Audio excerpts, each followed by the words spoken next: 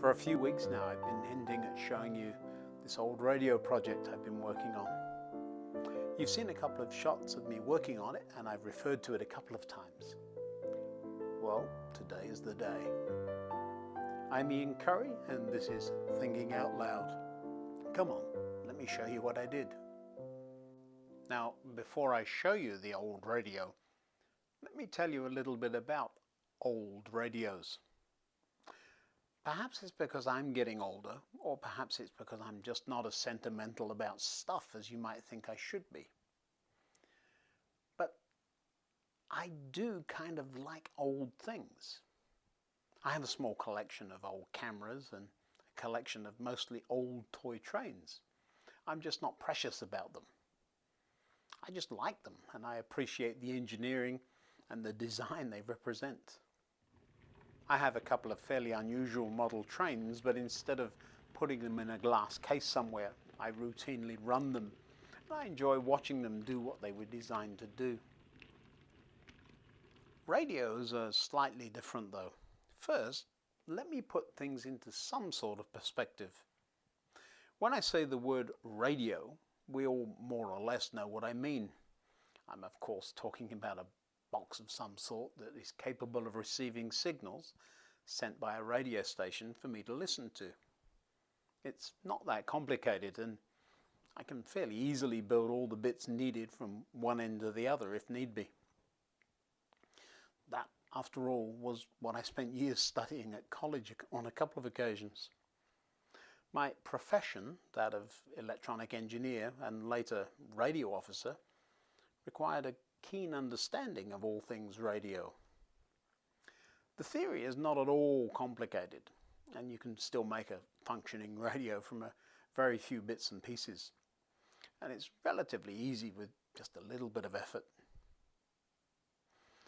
These days, it has, I must say, got a whole lot more complicated with the advent of things like DAB, if you know what that is.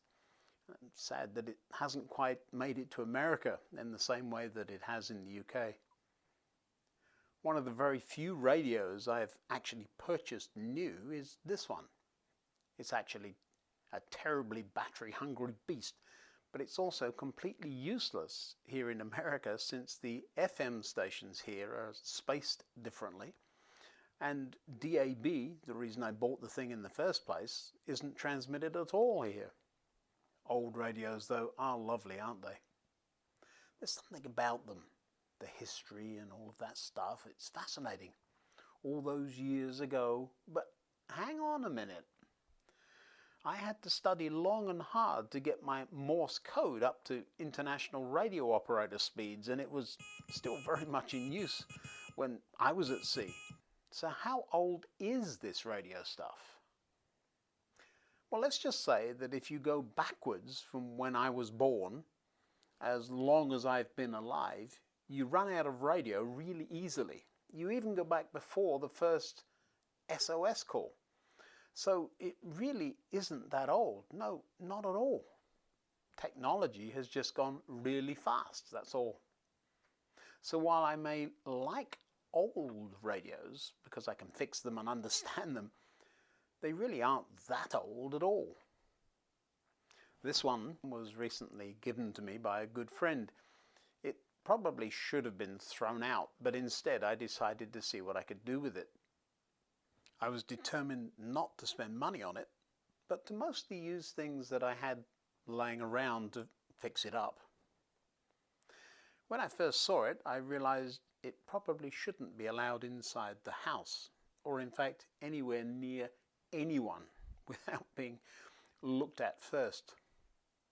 Radios don't usually smell, but this one stank. Neither should it be allowed to be plugged in to see if it worked. That's rarely a good idea, and this one was an obvious fire hazard.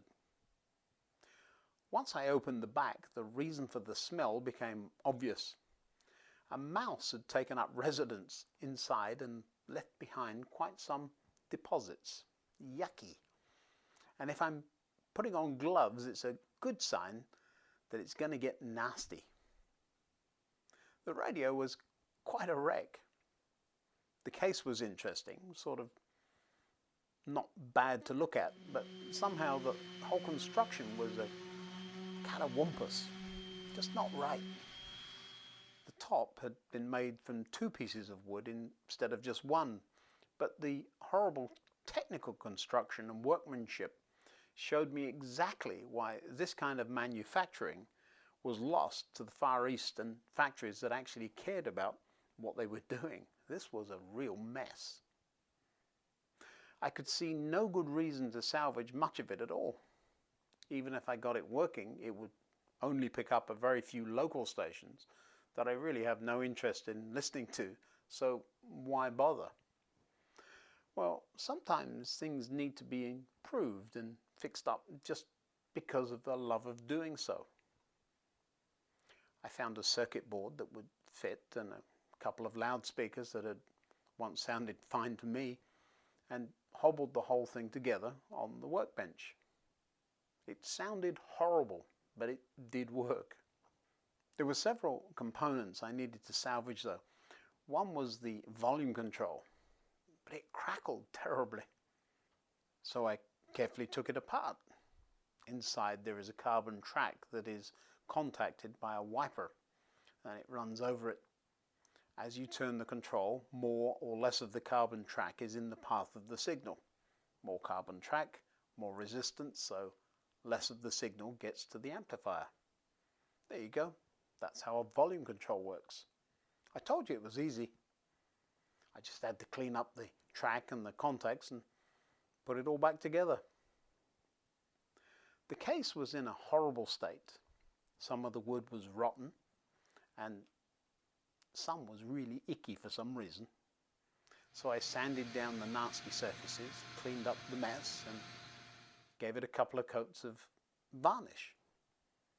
Now, my favorite stations are all on a frequency band that moves those stations from England, and that meant I had to get very creative with the electronics.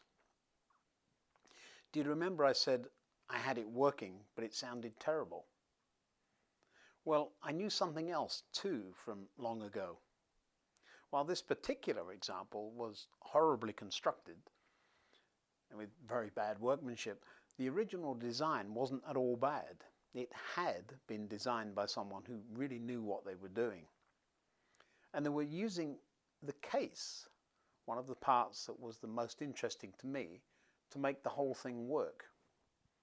Just putting a nice new speaker with some clever electronics together doesn't make a radio sound at all good. The resonant frequency of the design of the cabinet or the case, the physical size and all of that was in just the right proportions to make what was inside sound really rather lovely. Now, I really didn't decide to fix the radio to come up with a spiritual lesson. In fact, I was quite content to tinker in the garage for a couple of days without really thinking of anything much. But as usual, everyday things are so often good reminders of important principles, aren't they? Being stuck on doing things the old way, hanging on to things we know are all sentimental and really not much use, gets us bogged down into a place where we can't move on to what God has in mind for us. Isaiah chapter 43 has a couple of verses hiding there that may pop to life in this context. The old radio system really was a mess, wasn't it? I could have held on to it and, well, replaced and rebuilt things, but they were just not what they should be. But forget all that. It is nothing compared with what I am going to do. For I am about to do something new. See, I've already begun. Do you not see it? I will make a pathway through the wilderness. I will create rivers in the dry wasteland. With the new system on the inside, where it should be, the rest is just a case of cleaning things up. So I'm happy to put this in pride of place in a special space. When we feel like we're fit for the rubbish heap and things aren't going well at all, and I hope you don't have a mouse nesting in your pocket or something, allowing God to restore us and put a new operating system in our hearts, as it were, then we can thrive and resonate in the way we were designed to, and without all the junk and badly put together ideas. And those things just stop things working. Skipping down a few verses to Isaiah 44, the Lord who made you and helps you says, I will pour out water to quench your thirst and to irrigate your parched fields. And I will pour out my spirit on your descendants and my blessing on your children. They will thrive like watered grass, like willows on a riverbank. Oh, that sounds so good, doesn't it?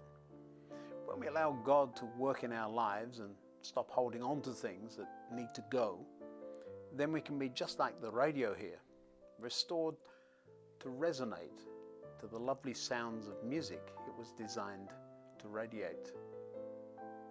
Until next time, goodbye.